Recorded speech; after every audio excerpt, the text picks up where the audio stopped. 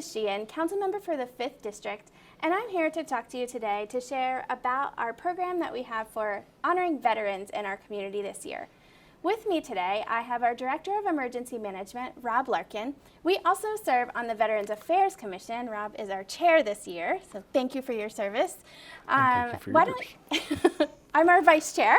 Why don't you share a little bit with me about the origins of the program that we're going to do this year? So, Liz, as you know, I grew up in Maysville, Kentucky, and I was back on a visit last year. And it was just prior to Veterans Day, and all the streets had banners with so many veterans, probably in excess of 100 and some odd. But it kind of struck me as like, this is something that's easy to do, it's achievable, and it truly honors the service of these individuals. And there were even members of the service that go back to the Civil War. And a lot of those people that were on those banners, I knew, obviously not the Civil War veteran, but a lot of the World War II and Korean War veterans and other people that served in the Vietnam era, because I went to school with their grandkids, with their children. They were mentors, they were friends of the family, and they were pillars of that community. And I thought, what a great thing that is. Yeah, and since you mentioned it to me, I've also seen them in other towns around Kentucky as I've driven around to see the banners on the light posts. And it is a great way to kind of honor those who have served within our military. So we then took this idea to the mayor's office, and the person in the mayor's office, Craig Kamek, who is our liaison to the veterans community, and they were on board right away. So it was very exciting to see that they had buy-in, they wanted to do it. It was kind of an exciting way for us to kind of showcase who has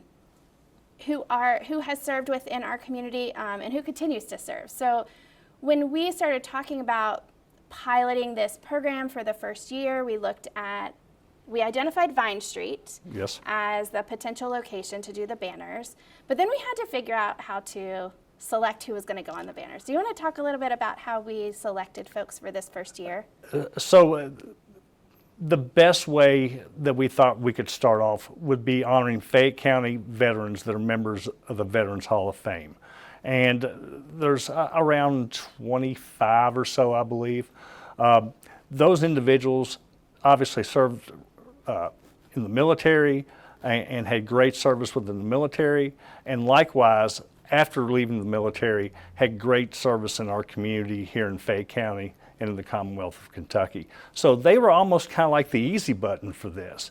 And over the period of collecting these pictures and that type of thing, I've gotten to know a number of them, and it's been a great experience in doing so. Do you want to share with us one of the stories that you have learned, or one of the interactions that you've had that has been meaningful for you in this process? I mean, just down the street here, Miss Catherine Bucks, she was in the Air Force, and really in the Air Force she was a stenographer and more kind of an administrative assistant. But she was like the only enlisted person in this office in the Pentagon. And their primary mission was to recover the remains of deceased service members from during the Vietnam time and times previous to that, and also in recovering our POWs. I thought that was tremendous. I served with one of the veterans at the Lexington Fire Department, Ron Logan, a great mentor, a great friend that we lost unfortunately not too long ago, a member of the 101st Airborne. And Ronnie was always proud to be a member of the 101st. So that was again, just neat experience talking with those folks and reliving some of their experiences and that type of thing. Yeah, and you've put in a lot of time and effort into this, and working with the military to get permission to use emblems on our banners, which has been its own process. It is ongoing. Yes, and then also working with the families to get more information from them, get high quality pictures for the banners, and having opening that kind of line of communication to confirm information too about the people that we are honoring. So I thank you for that work. It has absolutely been my pleasure, and kind of like in emergency management, it is a whole of community type effort. So the mayor's office, the Veterans Commission, these individuals here at the History Museum. It has been everybody kind of chipping in and doing their part to make this a success.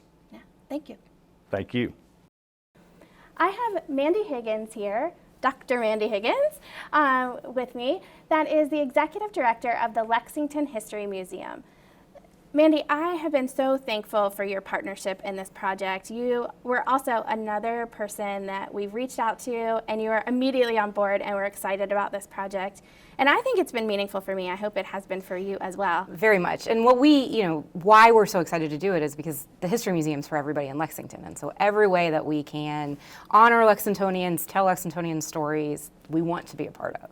Yeah, so tell me a little bit about the behind-the-scenes work that you have been doing to get this project off the ground. Yeah, so we were very lucky to have some of the bios from the Hall of Fame, but we wanted to make sure that we were honoring not only the military service, but the civilian service as well. So doing a lot of the fact-finding and making sure that when Rob was contacting veterans that we were asking the right questions to get the information we needed, working with our designers at Say We'll Make Creative to make sure that we had the right type of image and we were doing the right things on the banners to honor the service and not overwhelm the image or overwhelm the person, and sharing that information. And then finding ways that we can bring these stories either into the museum or into our presence elsewhere. So behind us you'll see we have a different exhibit up, but one of our veterans is featured in this exhibit. And so working with that family on the Banners project also allowed us to move into the exhibit here.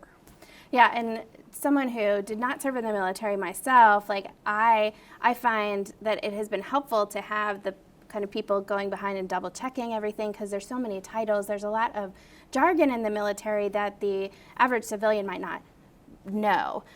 So that's been very helpful.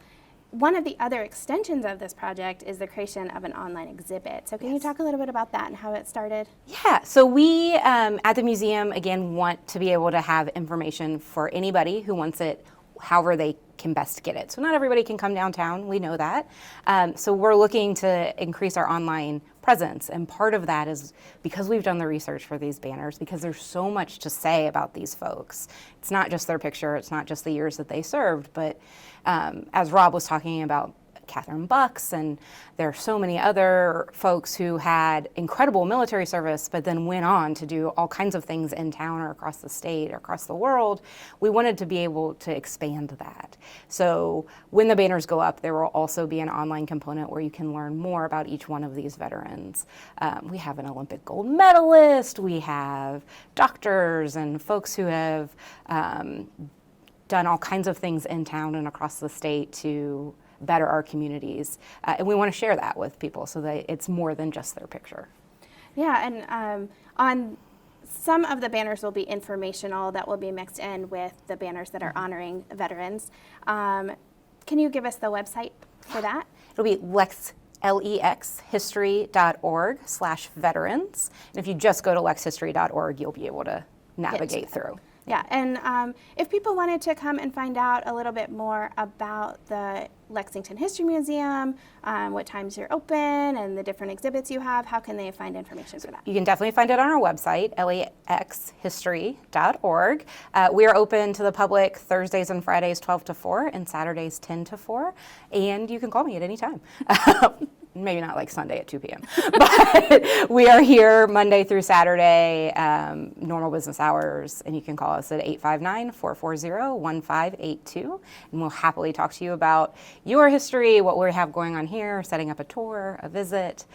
We would love all of Lexington to have a chance to come through. Yeah, and I really like seeing our History Museum have this home here on Broadway, and then seeing the exhibits expand since even the recent opening here in this space. So it's been great. Well, thank you, as always, for the support that Council has given us for being back here in this space and to be in the Thomas Hunt Morgan House. And yeah, we have a lot more to come. We're so excited to, Lexington's got more than 250 years of history to share, and we're just at the surface of it. Yeah.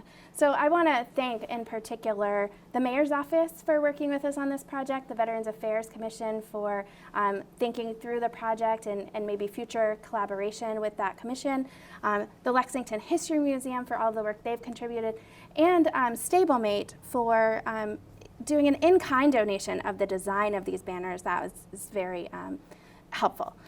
So I hope that in this first year is 2024, and we will have the banners up from approximately November 1st to the 17th along Vine Street, and I hope you come by to check them out.